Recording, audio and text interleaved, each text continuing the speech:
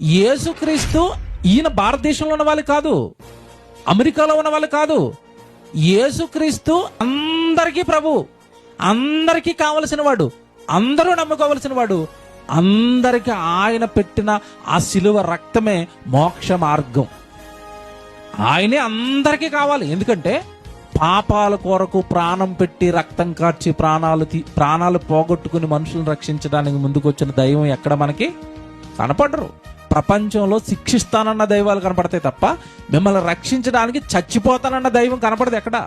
బయటున్న దేవుళ్ళ గురించి జరుగుతున్న సమాచారం ఏంటి అంటే, దేవుడు అనగానే దుష్టులను శిక్షిస్తాడట, మంచి వాళ్ళని ఏం చేస్తాడట, రక్షిస్తాడట. దుష్టులను అందరినీ శిక్షించడానికే దేవుడు అయితే భూమి మీద ఎవడ మంచోడు అని అడుగుతున్నాను నేను. మంచోడు ఎవడని చెప్పండి. ఇప్పుడు దుష్టులందరినీ శిక్షించకుండా పోతానంటే ఎవడుంటాడు భూమి మీద?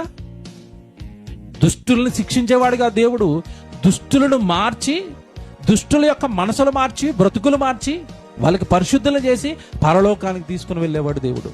ఆ దేవుడే యేసుక్రీస్తు గనక ఆయన గురించి రాయబడిన మాట, యేసుక్రీస్తు అందరికీ ప్రభువు.